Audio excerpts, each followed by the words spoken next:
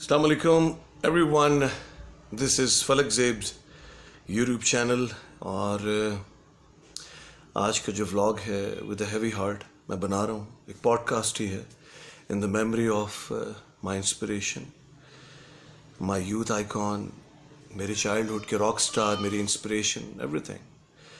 जो भी मेरे जहन में कोई अगर लफ्ज़ हो तारीफ़ के लिए तो वो इस पर्सनालिटी के नाम जाता है, and that is the untimely demise of KK, the legend singer of Bollywood. बताते ये चलूँ कि इनकी डेथ कल हुई, कार्डियक अरेस्ट हुआ कॉन्सर्ट के बाद. और अफसोस की बात यह है कि इनके जाने से मुझे वही एक ठेस, वही टीस दिल को महसूस हुई है जो कि जब मेरी वालदा का इंतकाल हुआ था. As someone just literally stole a piece of my heart. क्योंकि इनकी मौसीकी नहीं थी, इनकी मौसीकी मेरी यादें थी. वो यादें जो कि मैंने अपनी वालदा के साथ गुजारी, वो यादें जो कि मैंने अपने यूथ डेज़ में गुजारी, कॉलेज में, यूनिवर्सिटी में. तो वो इनके जाने के साथ वो यादें भी जो है वो कहीं ना कहीं मुझे हॉन्ट कर रही हैं और तकलीफ़ दे रहा है. बहुत दिल को मुझे बहुत दुख हुआ है कि किस तरीके से ये अचानक दुनिया से चले गए. And this is life is all about uncertain. हम बहुत कुछ सोचते हैं, बहुत कुछ प्लान करते हैं, लेकिन जो लाइफ में अल्लाह ताला ने प्लान किया हुआ होता है उसको कोई भी निगेट नहीं कर सकता. और ये कहते हैं ना कि death is the biggest reality of life. और ज़िंदगी एक धोखा है. हमारे नबी करीम सल्लल्लाहु अलैहि वसल्लम ने भी इरशाद फरमाया कि धोखा है, फ़रेब है, लाइफ इज़ एन इल्यूजन. सो उसमें कोई शक नहीं. कुछ इनकी मौसीकी के बारे में बात करेंगे. मेरी तो इंस्पिरेशन रहे. आज भी मेरे गायकी के अंग में कहीं ना कहीं मैं केके को आप कॉपी करने की कोशिश कह लें, केके के स्टाइल को अडेप्ट करने की कोशिश कर लें, मैं अपनी खुश नसीबी समझता हूँ. इनका जो पहला गाना था, जो सबसे पहला गाना जो मुझे याद है, छोड़ आए हम वो गलियाँ, बैक इन 97-98. तो वो गाने का जो स्टार्टिंग थी, छोड़ आए हम वो गलियां,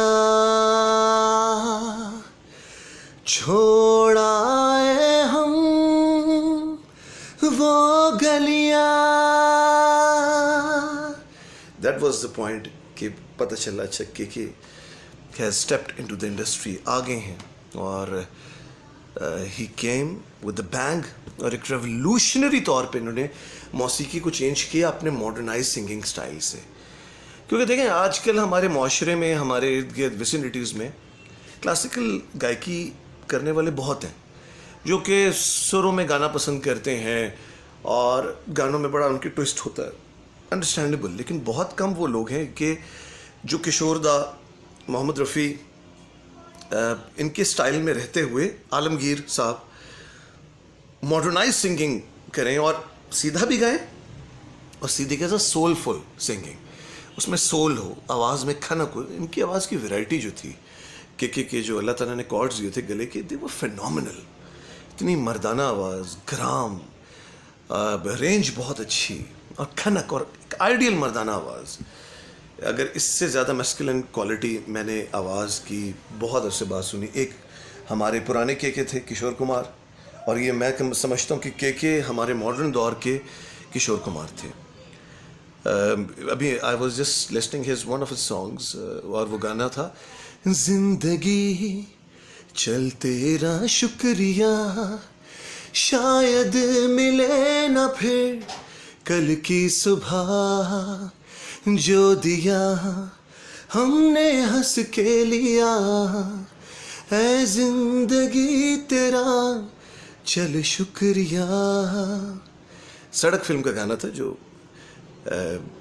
रीमेक हुआ है. और उसमें भी के की गानों में आपने नोट किया होगा, जितने भी सुने हैं, मुझे लग रहा है कि उनकी एक तो लाइफ से बहुत रेलिवेंट थे, और उनकी जो डिमाइस है या उनको अंदाज़ा था कि I am gonna leave early. क्योंकि उनकी लाइफ बड़ी लो प्रोफाइल में रहते थे. शराब सिगरेट को कभी उन्होंने हाथ नहीं लगाया, तो हार्ट स्ट्रोक हो जाना बड़ी हैरानकुन बात थी. एग्जॉस्ट हो गए थे कॉन्सर्ट के बाद वो.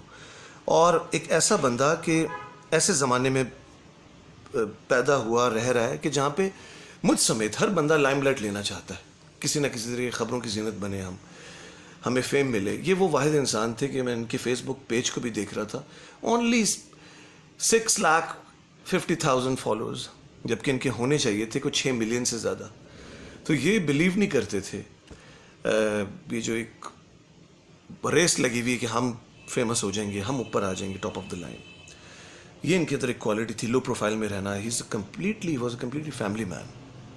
और एक और भी गाना मेरे भी जहन में आ रहा है, आवारापन बंजारापन एक खला है सीने में, हरदम हर पल बेचैनी है, कौन बला है सीने में, दिल जिस चीज को हाँ कहता है, जहन उसी को कहता है ना, इश्क में उफ ये खुद ही से लड़ना एक सजा है सीने में, आवारापन बंजारापन एक खला है सीने में।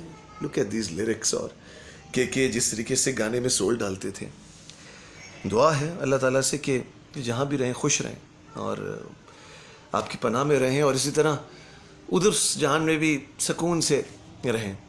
जो उनकी ख्वाहिश थी म्यूज़िक करते हुए दुनिया से, तो जो उनकी ख्वाहिश थी, जो उनका शौक़ था, वो वहीं पे भी वही करें। और गाने बहुत सारे हैं। एक और गाना मेरे जहन में आ गया और मैं ये भी गाना चाहता हूँ, बिकॉज ये podcast it's more like of tribute as well. जो गाने मेरे दिल के करीब हैं के वो मैं आप लोगों के सामने रखना चाहता हूँ। अनदर सॉन्ग जो बहुत अरसा में गाता रहा और मेरे घर वालों को भी बहुत पसंद है, ख़ास तौर पे अल्लाह ताला बख्शी फरमाए, मेरी वालदा को बड़ा पसंद था मेरी आवाज़ में।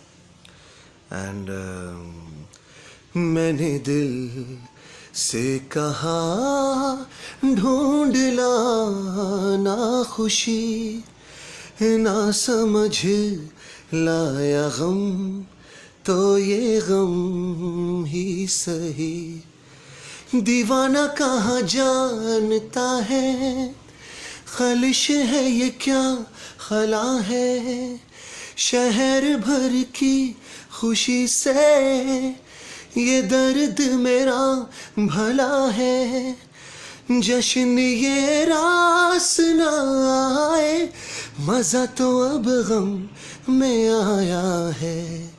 मैंने दिल से कहा ढूंढ लाना खुशी, ना समझ लाया गम तो ये गम ही सही।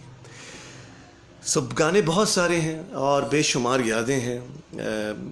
I am devastated, I am broken, लेकिन कुछ नहीं किया जा सकता, बस दुआ की जा सकती है कि सब्र आए, ख़ास तौर पे उन लोगों को जो उनसे प्यार करते थे। मेरे नज़दीक मुझे ऐसा लग रहा है कि मेरे फैमिली का मेंबर चला गया, और इसी को फिर मैंने ट्रांसलेट किया कि मैं चलो व्लॉग, एक पॉडकास्ट बनाता हूँ, के को ट्रिब्यूट करता हूँ उनकी यादों को।